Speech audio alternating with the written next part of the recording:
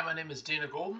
Today we're going to go through what I think will probably be our last unit, our last little coding unit, which is neural networks. So Torch is the library from Python. PyTorch is developed by Meta or Facebook. It's the really gold standard for training neural networks in Python.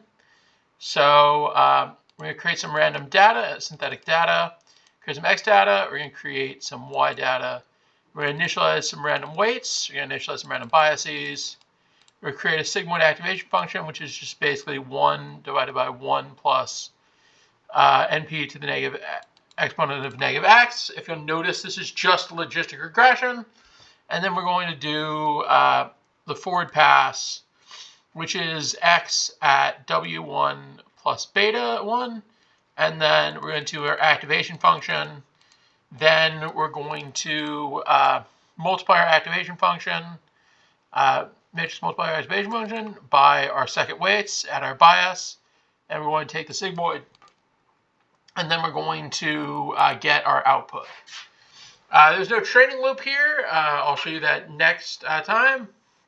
Well, this is just a simple forward pass of some data that's basically getting the probabilities of some data being in the class 1.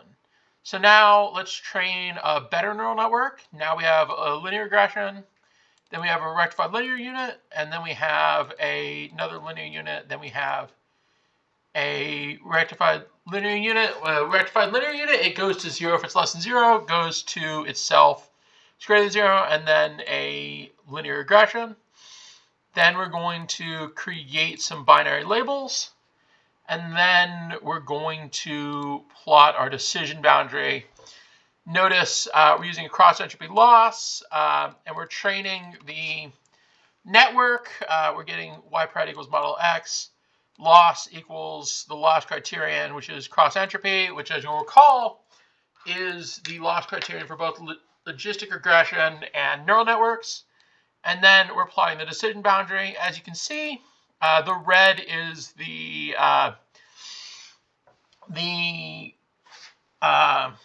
red is the 0 data points. The one is, or the blue. Sorry, the blue is 0 data points. The red is the 1 data points.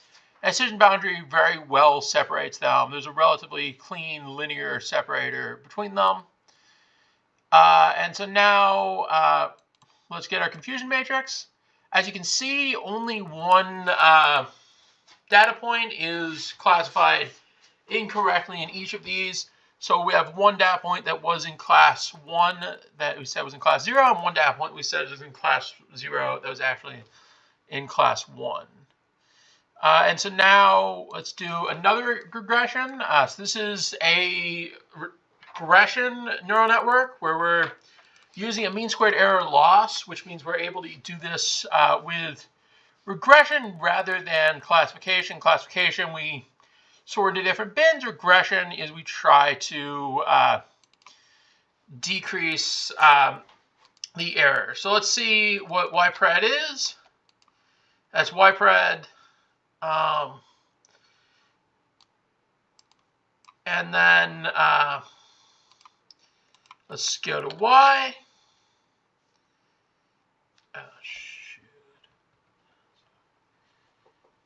Yreg, there we go. Sorry, Yreg is as you can see, because the mean squared error is pretty low, these two things are pretty close.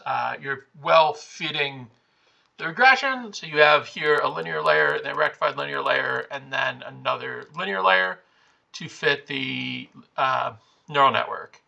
Now, let's do some classification of some image data.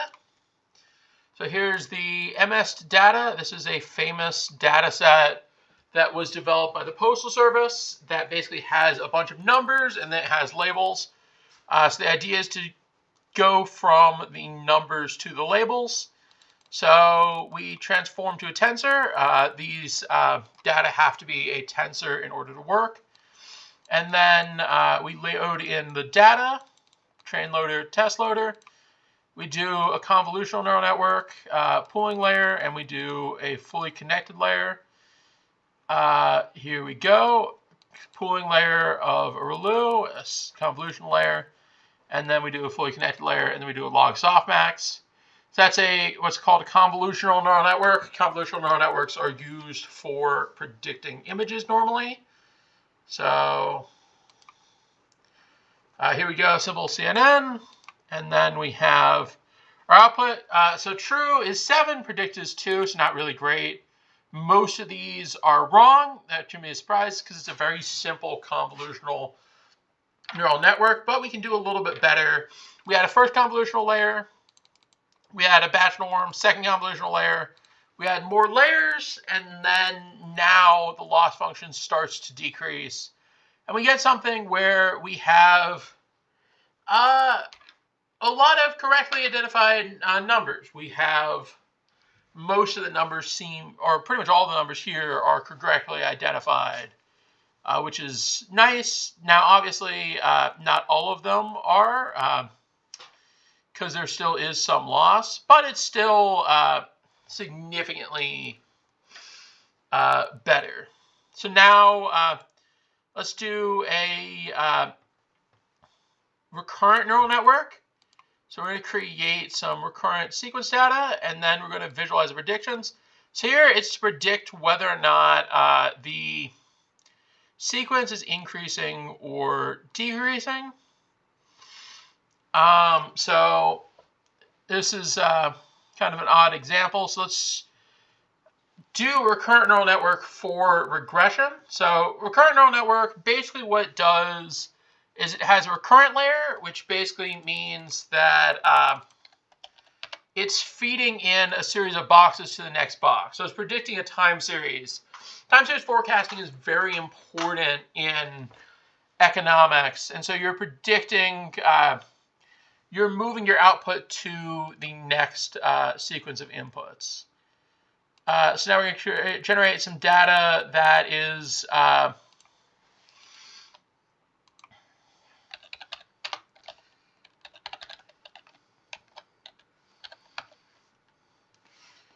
some sinusoidal waves here.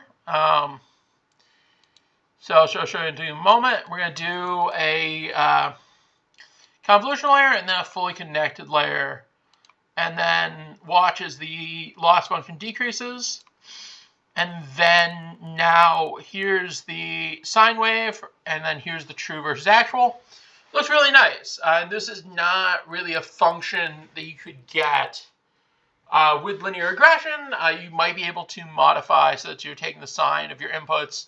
But really, this is what neural networks are very good for, is transforming data to nonlinear outputs. And here mean squared of 0.0016, and then R squared of 0.9967. So now we're going to install transformers, and we're going to do some basic Hugging Face. Here we're going to do classifier sentiment analysis. So we have text data, which is probably the most interesting sort of data. Right now, if you're going for positions in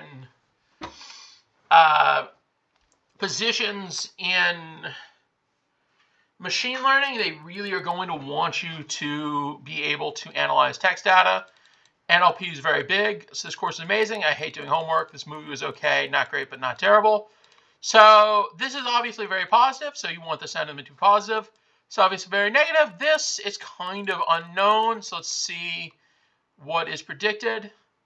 It's kind of an odd score that was predicted positively, but so this is a pipeline.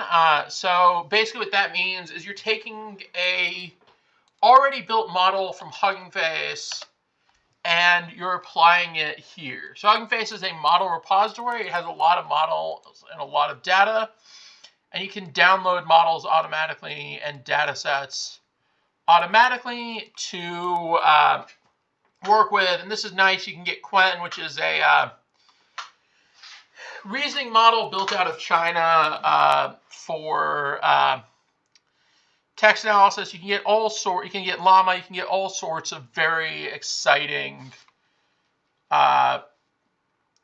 text data sets. So then we're going to do basically another thing using DistilBERT.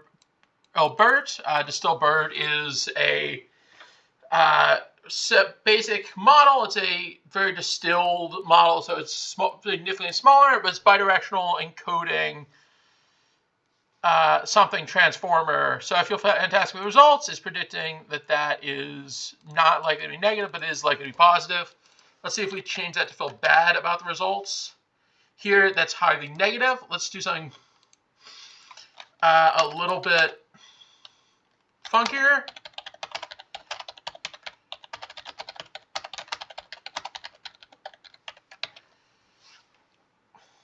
So now it predicts that that's positive, but let's say period, and then let's add in, this is another cool thing, is that this is considered text data. So if we add in some frowny faces, it's not going to change it. But yeah. But if we take out the that's all that matters, it's highly negative. But yeah, it's classifying these, and if we change these to smiley faces, it will probably be it's not more positive. But yeah, so this is a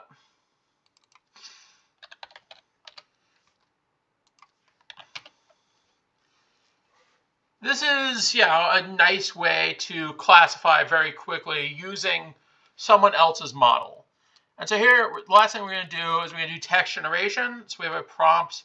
The future of artificial intelligence in education is, and then we're going to do generator max length and then output. Output 0, generated text. So this is a natural language pipeline. This is like what you get from ChatGPT or Llama.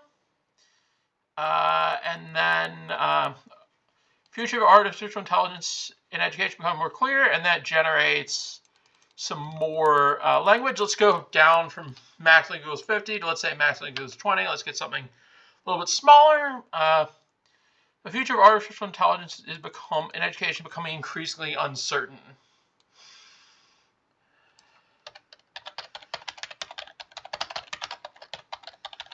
So this is using GPT-2, which is an older model, an older version of GPT, which really was the first model that came out, and people were like, wow, this is something really special. Data science and machine learning, the class is free for all and consists of 5 modules. Data science and machine learning, the class is being held. I was hoping I would get to say something like fun, but I guess that's not what's really going on. Is a topic I'd like to focus on, the Python programming language. So yeah, so kind of how these NLP models work is through a maximum likelihood estimator. Basically, you're doing a Markov chain where you have some sort of probabilities of going from one word to another, and then you just generate from word to word to word until you have the full sentence. So yeah, and you can also change the number of return sequences. So let's get 2, and then let's get output, and then let's get 1. So we get the second one as well as the first.